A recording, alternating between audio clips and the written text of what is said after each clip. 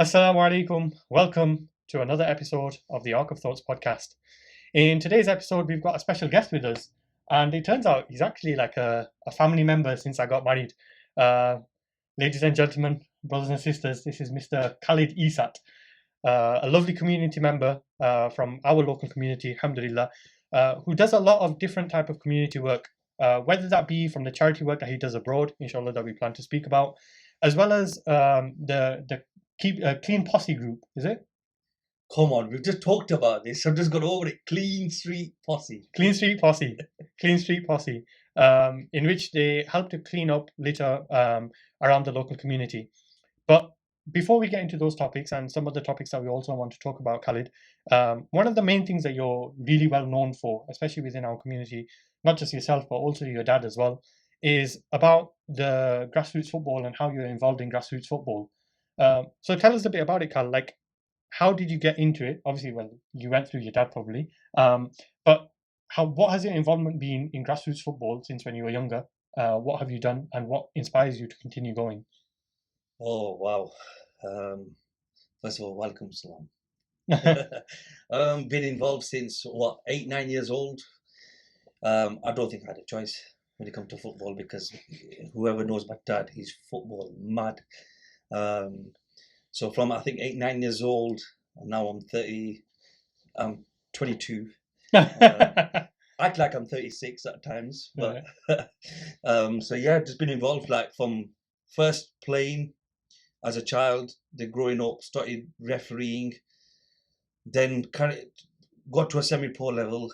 At the time, I didn't want to go any further. There was other reasons why, which I might even go into today. And then from there, started helping out the youth, managing youth teams, then senior teams, and alhamdulillah, for the last 5, 6 years, we're running a senior team as well. So that's started off in 7-a-side and now carried on to 11-a-side. Okay. So been quite successful. So how has it been like managing the youth teams and the senior teams? So the kind of things that like I'm interested to know about as well is like what sort of demographic of players do you have in your teams? Do they tend to be varied? Do they tend to be from like a smaller community or what? Yeah, so when we started off, my aim was, as my dad was always trying to portray, was and push out was the agenda of mixing people in. So whether it's from the Pakistani community mixing with the Indian community or mixing with the English community, you're just basically trying to get everybody together. Mainly, it was because of racism. We wanted to get the Asians and the English together. So ever since that, it's always been drilled into me, always trying to mix teams up. So there was a lot of Asian teams out there. Well, initially it started off with just one. And then it's just over the years, I think we've got about 8 Asian teams now, fully Asian teams. And then there's obviously a lot of English teams. But how I've always tried to do it was to mix it up, so have half and half. So when people look at you, they don't just see you as an Asian team or they don't just see you as a white team. The reason being is because I've been in teams where I've played for white teams. And sometimes they forget that you're the only Asian there, and they've come in and saying they're playing an Asian team, and they've come out with some racist slurs, and I've mentioned it to the manager or I've spoke out about it. And then when they're playing an Asian team, they do go in a lot harder on Asian teams. Okay. Because one is you're Asian and we're white, we're just gonna go in a lot harder. But then saying that, you do get a lot of the Asian teams have it with a lot of the English teams, but on the football pitch, I don't think it's as bad as it is just generally where we're the first ones to claim the race card. I think also growing up, I think the times have changed from where you've got a lot of hard people playing in your team where there's no nonsense. Now it's like, when it comes to the younger one, you can't really say much. You have to put your arm around the lad and say, "Beta, it's okay, don't worry," before they get upset and stuff. So it's one of them things, isn't it? But as times are changing, I think we as managers and teams, we're changing as well, trying to adapt. But there's less youth coming through. I would say there's a lot less youth coming through now compared to about 15 years ago. And that is the God's honest truth. That is really, really, it's really sad, because when we were growing up, I grew up in Little Harwood, so Benson Street Corner Shop was ours, and Saturdays, on the weekends, it was literally going out 10 o'clock in the morning, don't come home till 9 o'clock. And we were playing on St. Stephen's and Little Old Cage. Daisy we used to even have gone had matches against, what's the one on Woolwich Age? St. John's. Okay. We used to go to different areas and play matches, right? And it was just football all day. Now I see the youth growing up and it's all about mobile phones, PlayStations, social media, shisha bars, dancing, girls, all that stuff. Don't get me wrong, we did do some of the things, but majority of it was sports oriented when we were kids. I mean, like even some of the games that we used to play when we were kids compared to growing up now, there's nobody playing out on the streets. I know there's certain things where it's because there's more cars on the roads now, so there's not many kids that can play out on the streets because it's quite dangerous. And you hear of all these things that this could happen and that could happen, and somebody's been, I don't want to get into it, but somebody's been assaulted in many ways. So I think they've also built in the fear factor that we won't even let our kids out to play as much. Yeah. And that starts off from us. And it's not just the kids themselves. So, but yeah, that's the footballing side. Refereeing started off at the age of 12, but you can't referee a game till 14. That's the actual FA laws. So I got to a semi-pro level at the age of 16. At the time, I didn't want to go any. Well, I got to semi-pro, and the last game I did was one of the first few before the actual FA Cup first round. They have preliminary rounds. Okay. And I was one of the last games I did was at Marine FC. I don't know if you remember. Marine. I think I've heard it. They played Tottenham. Was it last year or the year before in the FA Cup? Yeah. I was refereeing up there, and it was a midweek game. And basically, you got no social life. I'll be honest with you, because what they want you to do is go out. Them days, the money was absolutely awful. You get a lot of abuse.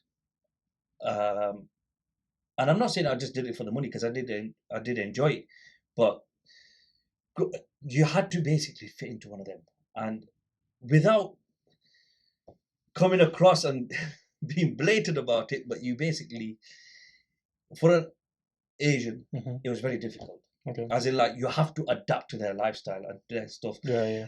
And I've spoke about this on other things before and as other people. Now, when I mean, like, you have to fit into their life. So you go to when you get to the games, FA rules, different competitions, you have to get there an hour beforehand. So you travel with the referee. Referee gets paid traveling expenses as well as the game. All you do is you just get paid. As a linesman, you just get paid for doing the line, yeah? Okay. Going to the clubhouse. Now, clubhouse is what's in a clubhouse. Go on. Majority of the time, they have a screen. It's basically a pub, more or less, yeah? I'm not into all of that stuff. Referee goes in and you have to interact with other people, which I don't mind, because I don't mind meeting I love meeting new people, right? But there's places where you meet people, and that's one of the places I didn't really like. And then after the game, they go into the club as well, go into the club, have a drink. And the next thing, you're surrounded by a lot of alcohol. Also, they look down on you on a certain thing, and this is a very touchy subject. I didn't really go into something on a different podcast. It was basically showers. Okay. So being Muslim, you got to cover your sattar, yeah? So it's bad enough you've gone out in your shorts refereed. Then on top of that, what you've done is you finished the game. Now there's only one shower in that room, and there's 3 of you as referees, yeah? And basically the referee goes in, then you got to go in. Now, being an Asian male, you don't want to get your kicks off and go in there fully naked. You get me? So when you don't go in for a shower, referees talk, saying that, look at him, he didn't even go in for a shower afterwards. And this is at a semi-pro level, and you think it's not about me just going in for a shower. It wasn't about that. It was basically because you need to cover your sattar, and there's certain things that you can't do around other people. You have to do it on yourself. So, but they look down on you. And I know there was other referees that was there talking about certain people doing this, and I just thought, it's not my lifestyle, man. So I kind of like packed it in semi-professional level, but I carried on the local grassroots and stuff. So that's it, really, to be honest. I know exactly what you mean. So I used to play cricket, and it's very similar culture. Cricket has obviously has got a really high level of like drinking culture, and like you mentioned, clubhouses and like a lot of alcohol around, and Yeah, yeah, the yeah. social events are always based around alcohol. And you always try to use an excuse not to go. Yeah, I was exactly. the same. Yeah. And then I'll mention an incident actually. I remember there was one game we went to, and because cricket, like, a lot of people associate cricket with just being chilled out and stuff, and is some people don't even classify as it as a sport. But obviously, you've got the two innings, right? To those who aren't familiar with cricket, we're talking about two halves of the game, and in between, you normally have like a 15 to 30 minute break in between. And normally in the amateur level game, all to be honest, all the way up until like national level, you have lunch or you have tea break, right? And in there, there'll be somebody who's associated with the club who brings some lunch or brings some tea or something like that. And there's always food, right? Um, so there was a couple of Asian lads on the team. So this lady must have bought whatever food, and I was always particular that look, even if somebody said it was halal, I was okay. I was going to stick to the veg, right? You know how this is going in it. Yeah. So Well, to be honest, you know what? I forgot to mention that, but yeah, that used to happen to me. What yeah, you're gonna go on about? But yeah, go on, so carry on. whichever what happened was she must have said that this particular dish is halal. So the lads just heard, okay, everything's halal. And they started munching whatever was there, right?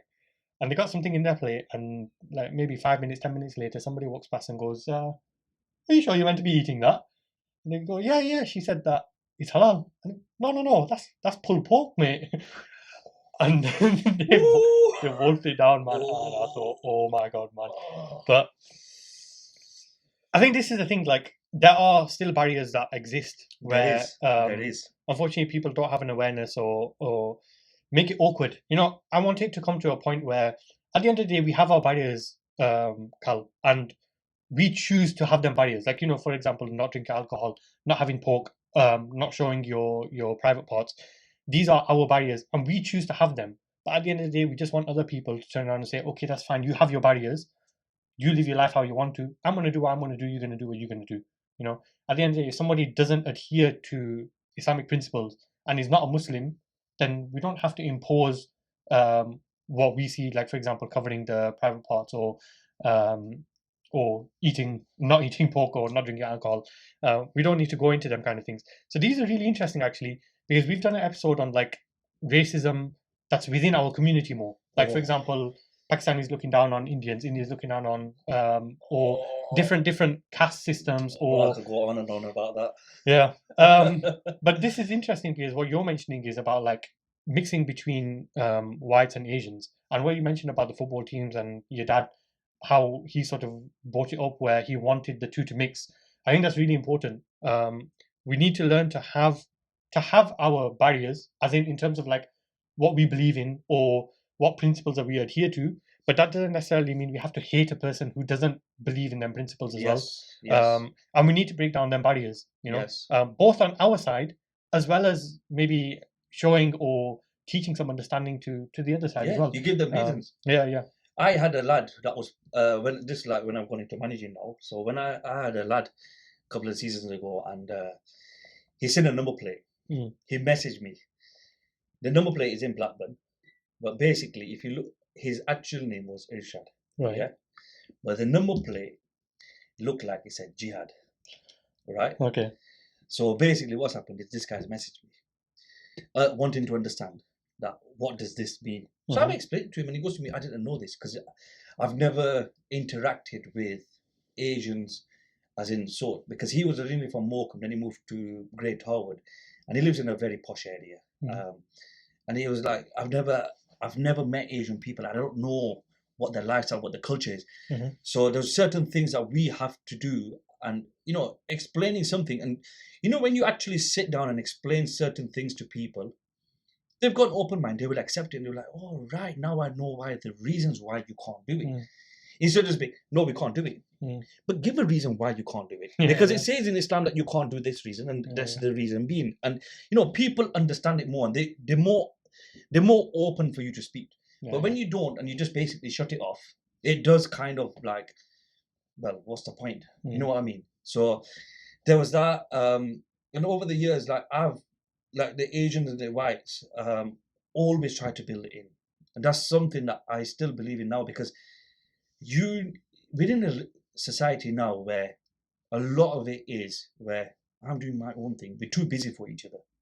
And then what happens is people read a lot of social media and a lot of basically tabloids, newspaper, media, and all that stuff, right? If they don't mix in with people, they don't see it, how are they going to know apart from what they read or see on social media or newspapers or on the news? So what you have to do is break that barrier by going out and showing them that no, this is what we believe in and this is how we do it and stuff. That way, you do break a lot of barriers. People understand you. Yeah, definitely. I agree on that, because at the end of the day, when you're searching through mainstream media or social media, whatever your understanding is, whatever your thinking is, there's something known as confirmation bias, that you're only looking for what confirms what you already believe. So let's say, for example, you believe that all Muslims are terrorists, right? Then when something comes out in the news about somebody who claims to be a Muslim, who does something which is an act of terror, then that confirms it in their mind. But I think that, and my understanding is that at a grassroots level, at an individual level, you can influence somebody just by your own actions and by the way that you communicate with them. It might be a colleague at work, it might be somebody that you know at the football club or whatever it may be, but that's going to have much more impact on that person than, like, for example, BBC News coming out tomorrow and saying all Muslims are not terrorists. Because let's say, for example, the BBC come out and say all Muslims are not terrorists tomorrow, or whichever news organization, right? Those people who have it ingrained in their head that Muslims are terrorists will just turn around and say, "Oh, they got paid off to say that," no, or somebody made them say that. It's up to us on the individual level to have conversations like this with the people that we know and influence the people that we know. After that, the rest of the world, takes care of itself. Because let's say, for example, Khal, you're doing it and I'm doing it, and all the people that are listening, they're all doing it individually as well. How many people are we going to be able to affect and just give them a better understanding? I had a lad last year, and I met him through another person on social media a couple of years ago. And the first impression of this lad, he said something that was borderline racism. Yeah. Other people have actually mentioned to me about this lad, saying that he is actually racist. Anyway, last season he come and played for us because there was me, another lad, and I had an English lad running the team with me. So there was three of us. So basically, he brought in a lot of lads, I brought in a lot of lads, and my other mate brought in a lot of lads, and we basically mixed all the team up. And it was a good mixture of Asian lads with English lads, right? Now, this lad who I'm talking about in specific, he come in last season, and when I got told that he's coming in, I did kind of thinking that, well, you know what, in the past he has come out with something that was borderline racism, and I've heard from other people firsthand that he's racist. Anyway, give the guy a chance. First few weeks I was just trying to get to know this lad, right? Every time he's turning up, and over time he got to see more and more Asians. Now, Christmas time, he was really struggling with money. So I was in Morocco doing some of the charity work that we're going to talk about, and what happened was, while I was away, one of the Asian lads said that, listen, does anybody need some food for Christmas? Because we've just had a Christmas party, we've got loads of leftovers or whatever, and instead of me taking it to waste or putting in the bin, is anybody that would like to have it? So give this lad credit. He, on our WhatsApp group, I think there was about 30 members. He's openly turned around and said, I will take it because I am really struggling. From that, my other two managers who was helping me out, we had our little WhatsApp group and we've had a little conversation. We thought, right, we'll go and help this lad. So I was in Morocco and I heard about a lad that was playing for me that was going through poverty himself. So I thought, Jolo, you know what? Charity also begins at home. Yeah. Now, it's not directly at my house, but you know what? It's somebody that I know. Whether he's a Muslim or not, let me just try it. So anyway, I transferred some money over straight into my mate's account who was going to sort it out for him. And we've gone out, we bought him Christmas dinner, Christmas gifts for his kids, because he's got 3 kids, dropped it off at his house. Collectively, it was from us. And basically tried to change this guy's views, right? And he didn't text me or nothing. I didn't want, for me, when I do charity work or when I do something good, I don't want credit for it. I don't want thingy. But I just thought with this lad, I'm sure that he might have said something. Anyway, as the time's gone on, it's got to about February, March time. And then we were just talking just before the game. Oh, how's it going? How's family? How's your circumstances now with work? Are you back at work? How are you doing with food and all that stuff? He's like, yeah, I'm still struggling. I said, all right. I said, take it you got our Christmas money that we get. Oh, was that yourself? his face just kind of like, because I don't think he expected it from an Asian to do something. Yeah. Anyway, from that, we've also got him a job. Yeah. I don't want to mention the company name, but it's a big tycoon in Blackburn. It's probably the biggest tycoon in Blackburn. We've got him a job there. Okay. And now he's actually interacting with a lot more Asians and stuff. Yeah. And from somebody who had, how can I say, like negative vibes towards Asians, has become more open to it. And that's because of showing your character as a Muslim and just being human. A lot of the times, it's not even about being Muslim or Christian or whatever. It's about being human. What's the right thing that you're going to do? 100%. And I think a lot of people have forgotten just to be human. Saying that you need to learn how to be a human first, and then you can learn to be a Muslim. Yes. But anyway, let's round that off there. So we've talked about like the grassroots football and stuff, and you've already alluded to some charity work that you do abroad. Yeah. So I know that you regularly go to Morocco and you do some charity work, but many of the listeners, unfortunately, they don't know you, Khal. I know that you're a popular guy, right? But not everybody knows you. So what I want you to do is start off by just telling us, like, what is it that you exactly do when you go to Morocco? What is the charity work that you do? What are the sort of projects that you've been involved in? And then we can take out like further questions from there as we go along. Okay, so started off Morocco in, I think it was 2013. Originally, it was in Ramzan. Three family friends and family members, they go to Morocco in Ramzan. Okay. Anyway, that particular year, they kept saying to my dad, "Oh, Mama, you should come with us. Okay. Mama, you should come with us to Morocco in Ramzan. You'll love it." So anyway, that year, my dad's like, "Khal, Shoaib, me and my brother, come on, you're coming with me. I'm booking the ticket." I said, "Dad, if you paid, I'm covered." So he's like, "Okay, I'll pay for your ticket. You come." I said, "All right, cool." Anyway, he goes, "I've been told that Ramzan in a Muslim country is beautiful." I said, "Okay, let's go." So we went down, and my dad goes. So at the time when we went down, my cousins they were doing a little bit of donations from family and friends. Nothing big. It was just immediate family and friends that if anybody wants to donate, because there's a lot of poor people there, they can donate. So we went along. And I think that year we raised about £300 to £500. Okay. Within a space of a couple of days. And it's just through family and friends. And we did Marrakesh and we did Casablanca. Okay. At the same time, when we went there, when I went to Morocco in the first ever time, I absolutely hated it. I'll be honest with you. I absolutely hated Morocco. And I thought to myself, I'll never go. When I went to Ramzan, I fell in love with the place. And I was like, wow, now I know why they call it a Muslim country. This is what Islam is all about. It was beautiful. You know, the tarawihs, the namazes, you know, the atmosphere in Ramzan was just amazing, right? And then what happened was when we went there, had a bit of money. So we were just going around dishing the money out to the poor people that was living on the streets. And then next thing we find out, it just happened all of a sudden. I rang my dad up. I said, "Where are you?" He goes, "Oh, we're at the shop." I said, "Right, I'm coming there." So I went to the shop and I thought it's Ramzan. And I seen loads of poor people on the way. This is in Casablanca. On the way there, I seen a lot of poor people. I go to my dad. I said, "Why don't we just make individual food packs? Just here. Chalo, let's get some khajur in there. Let's get some yogurt. Let's get some water, some fruit. They love their naans. You know, the big, they like tea cakes or buns. We know they say tea cakes, yeah. But it's like big buns, right? And I thought, right, Chalo, you know what? Let's just go around and just make a little food pack and just go down to all the shop people. And before you know it, I think we gave about 30, 40 food packs. And there was one guy, and this is where it really, really hit me. As well as giving the food packs, we were also giving out some money. Now, there was one guy, he was in a wheelchair, and he's pushing a trolley. Similar to like a wheelbarrow type, yeah? So he's pushing this with one hand, because he's got no legs, and he's basically trying to... So at the same time, he's pushing and he's rolling his thingy, right? So we've seen him, and my dad, I go to my dad, I said, "Dad, that guy over there," I said, "just go and give him a food pack and give him some money." So my dad went along, yeah? And this guy, he was in the middle of the road.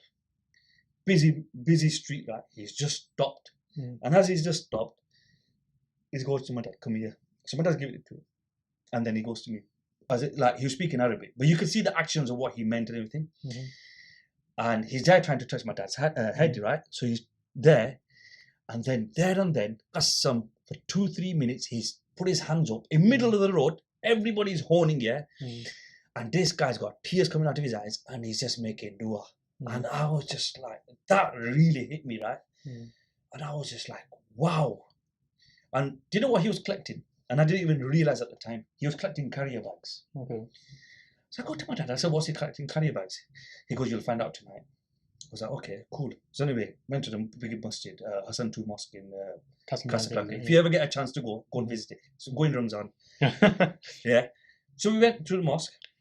And there, like in England, we take our shoes off and we put it on racks. He's collecting carrier bags for the masjids for people to put their shoes in when they go into the masjid. And he gets paid like about, in equivalent to English pounds, it was about 20-30p a day. Okay. That was his wage for the day. And that's when it hit me, and I was like, wow. You know what? This is touching. I want to carry on doing this.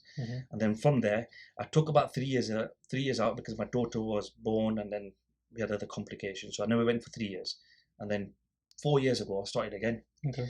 And this time when we went, I think I raised about £1,600, just under £1,700. And then the year after, I didn't think anything of it. I just thought, Chalo, you know what? If I can hit even a half of that £1,600, I'll be happy. Before you know it, my phone and the donations were just blowing up. Alhamdulillah, this was all because we're not classed as a charity, but we do the charity work. And the reason being why people were trusting us, and they still do, alhamdulillah, is we were very transparent with what I do. Yeah. So I go there every day, as you know, I give an update of what we've done. So people know where the money's going. We give a list out of what's sadaqah, what's lillah, what's zakat collected, anything else that's collected. We give a specific list, and this is what it, and people are just loving it. And every day I'm putting up on my WhatsApp status, this is where your money's going, keeping all the receipts. And before you know it, friends and family got involved, and then friends of friends, family of family, they all started donating, and alhamdulillah. So went from 1,000, just under 1,700 to the year after £10,884. Me and my dad was just like, wow, alhamdulillah, like, whoa, what's going on here? And then the year after was last year, pandemic. So we couldn't do as much, but we had a couple of guys now because we created these links. They were donating. Last year we hit just over £21,000. Okay. This year again in Ramzan we hit over about £23,000. But at the same time, in the first 2 years, we started building. We went to one of the villages that we give zakat to, a very poor village, and they had a mosque there, and it was just a shell. Now all these people are zakat liable people. So we went there 2 years on the trot, going to visit, and I was like, that mosque is there, but it's not done anything since the last time I was here. Spoke to the guy. They broke the padlock, they showed us inside. So we made the intention, me, my dad, and the other lads who was with us, we made the intention that we're going to try taking on this project and build this masjid. Some people told us that it's not going to work. The reason being, it's very hard to get masjid donations or lillah donations out of Ramazan. Ramazan, you'll get a lot of donations, but after Ramazan, you won't get as much donations. And I'll be honest with you, there were times where it was hard and I got a bit lazy, but my dad was like the main person pushing us. And within 2 years, alhamdulillah, we built this masjid and we go to visit. It's beautiful. We've completed it within 2 years. The shell was there, but we've done everything else. So that's including the rendering outside, painting, door handles, little lights, little doorknobs, all of these things we've done it. I saw like the garden lights outside, the fencing around. So we did the garden, the fencing, and everything. Trees the trees, plants. They treat it as like a little community hub now, which is when we went in Christmas time. The best thing was about it. They knew that we told them that we're coming. All the kids were there, and it was just like growing up in Blackburn, and at a community centre where you're all there, all your friends and everything. Kasim, it was amazing, man. It was like a little youth group, and I was like, yeah, this is what we want. But at the moment, it's still not open because Moroccan guidelines is that the imam has to go through the Moroccan government and all that. And with COVID, any new masjids that are being built within the last 2 years, they've not opened until once all the COVID things done. but we still go to visit, and Yeah. you can still pray inside and everything. But it's Yeah. amazing, man. So yeah. Yeah, I saw like the videos of your dad giving azan and stuff like that. Oh yeah. That was last year. He was the first person to give the azan in that masjid. Yeah. We had, I mean, most 99.9% of the donations were from Blackburn and the UK. Crazy. Alhamdulillah. And then we do orphanages. We've got a couple of orphanages now. We've expanded our work. So we do the orphanages. We do a lot of medical supplies for people. So, for example, somebody's got asthma, they need an inhaler. We'll go around, get the inhaler for them. As long as we get to see, because unfortunately, we live in this world now where you have to justify a lot of things. I understand why, but then at the same time, somebody who's doing legitly, you have to still do it, because over the years, people have, in a word, charity has become a bad thing, because there's so much bad things that goes around charity. So we ask for proof, like, listen, show us a certificate that you need the money for the medical needs or whatever. So we do all sorts, and we're still going, alhamdulillah. I went a couple of weeks ago. My dad's going 2 weeks' time. He's going to be carrying out some more work there again when he goes. Now it's just like, I don't go for a holiday there. I class it as a holiday, but I also class it as work. At the end of the day, it's because you love it and like you feel good about doing it, then automatically these kind of things they don't feel like work. If you're passionate about something, then it doesn't feel like in Gujarati we use the word boj. Yeah. It doesn't feel like a burden. Burden on you to do it. So it does tend to be relaxing. And I know exactly what you mean. Like, alhamdulillah, I was very, very fortunate as well. When I went to Morocco, I went with some of my mates, some of my uni mates after we finished uni.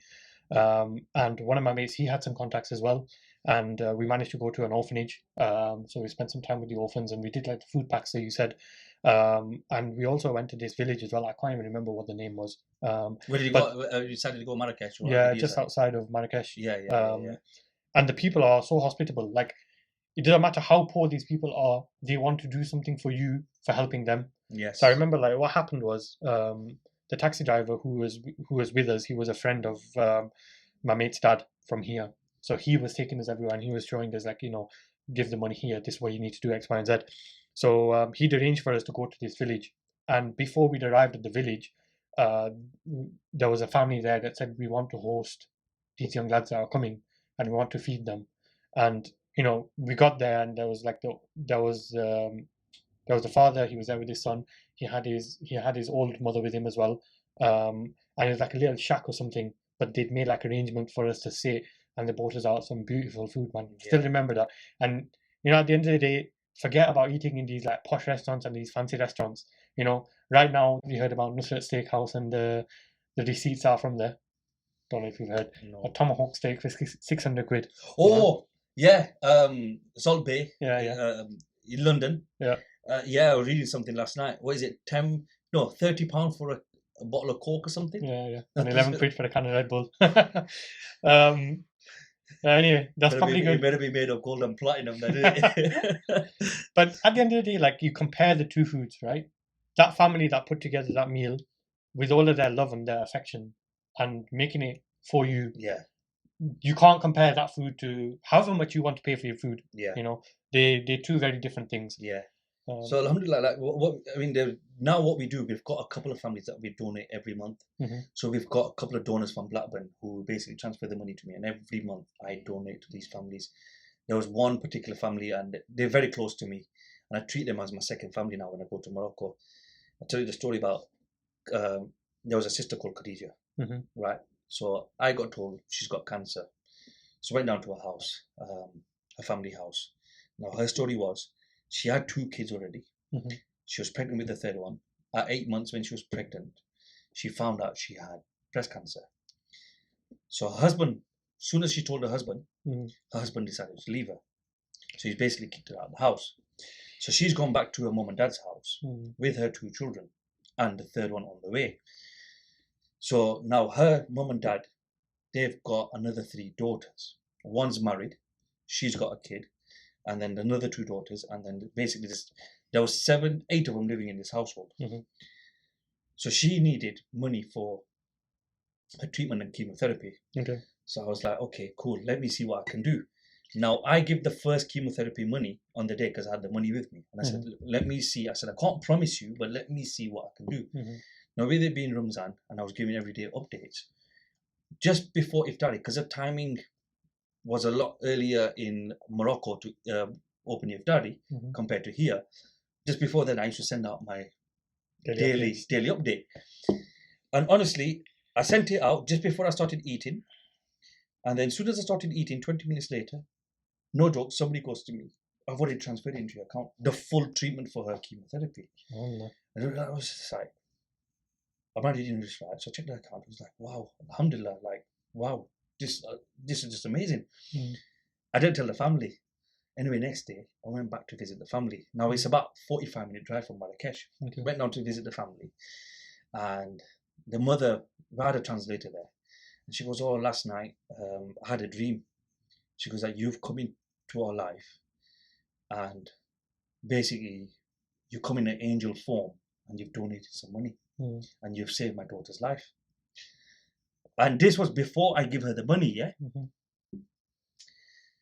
And the next thing, I've pulled out the money and I've said, here's for your daughter's treatment. And the mother, I don't, when it comes to females and stuff, I'm not a huggy and all that stuff, yeah, person. Even when it comes to my own wife and my own, I'm not that kind of a guy, yeah? Because do you know what? This woman, she made me feel like my own mother. She come over to me and she just broke down in tears because it was her daughter. Now, her daughter, Khadija, she was about 30, I think she was about 30, yeah? So her mother, she come along and she just give me a big hug and she's like just making dua for me there and then. I was in tears, I'll be honest with you. I broke down and then anyway, donated the money. Throughout the year, alhamdulillah, she recovered. She's had all her treatment, she's recovered. Alhamdulillah. Then last year, just before Ramzan, I got a message saying that she's got some kind of other illness. Khadija has. So I was like, okay, what has she got? Tell me, then I'll see if I can raise some money. Now, this was just before Ramzan. She had basically something to do with the pancreas. So I was like, okay. I said, can you send me the diagnostics? Now, the problem was they couldn't get anything that was like English format and I never had no translator. Yeah. So I said, okay, chalo. Anyway, within a week of them sending me this, she passed away. She passed away and I was just devastated hearing the news that she's passed away. And I was just like, wow, so quick from within a week of me finding out that she needs help. And it's just happened. So we as a family and everybody who was on my WhatsApp who knew. So I asked the message that whoever wants to donate to the family, if we can. Anyway, a couple of people. So we as a family, we raised a bit of money. And then my dad said, right, you know what we'll do? We'll try to raise money for them every month. Because the father goes out and he goes to work. He works on the streets outside of Marrakesh. He gets paid about £6 a day. And from that, he's got to feed a family of 8 people. So we thought, right, you know what? She's got 3 kids. Let's help them with money. At least that's one less burden for them. So every month now we donate, we give them food and all that. And recently you must have seen the videos of me being there at the house. So that was that, Khadija. And I still like how it happened, how quickly it happened. I couldn't believe it, man. It's one of them, innit? When your times, you could do everything, and no matter how much you try to save yourself from one side, if it's your time, you're gonna go, regardless of one way or another. Not meaning that in a nasty way, but that's what I'm saying. So, and this is our belief, isn't it? So death is something that's written by Allah subhanahu wa ta'ala, and whatever Allah has decreed, that is our time. It may be our time to go soon as well. What do we know? But may Allah subhanahu wa ta'ala grant her Jannah, grant her families and afia as well. And obviously yourself and the work that you do. And this is just like a small snippet of the work that Khal himself is involved in, and his family and other members. And I'm really thankful that you shared these stories as well, because at the end of the day, this is what causes impact in our lives. So Jazakallah khair for that as well, for sharing the story. And inshallah, I'm fairly sure that there's going to be more stories as well But what I'm going to do is, inshallah, in the video description below, we'll leave a link to Khalid's socials if anybody else wants to get in contact, or they want to maybe donate or just hear about some of the other work that he's doing, and the famous like WhatsApp stories that he's talking about and the daily updates. If you just want to see them, then obviously you can And at me on least get in WhatsApp. touch. Yeah. Because I usually, what it is, there's a lot of people that do a lot of work, yeah. Mhm. Don't get me wrong. Yeah. I'm all for everybody doing some good work, yeah. The problem is, the last thing you want is somebody bombarding your phone with pictures and videos constantly, right? So what I do, I send out an update, and it's quite in depth with the update. People message me saying it's a long essay, I can't be asked reading it, all that. But you know what it is? It answers all your questions for you. So if you've got any questions, it's probably answered inside there, and then that way people don't even ask you any questions because it answered it. And then the WhatsApp, the pictures and the videos is all on the WhatsApp story. You could just have a look at it.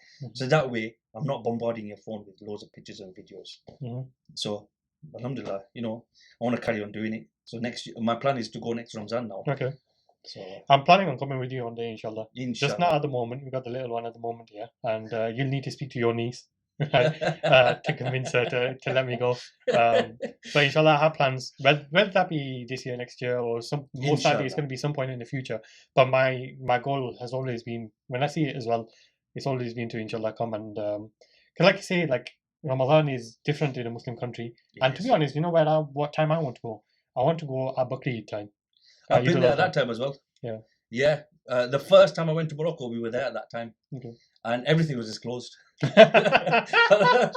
Everything was just closed. I was like, Mom, Dad, you brought me here, but everything's closed. So it's just one of them. Okay. But you know what else I want to mention? Like Morocco.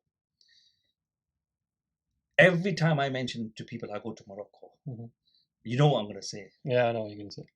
I'm not going to repeat the words, but a lot of people look at Morocco in a very negative way. That there is a lot of bad things that go on in Morocco, right?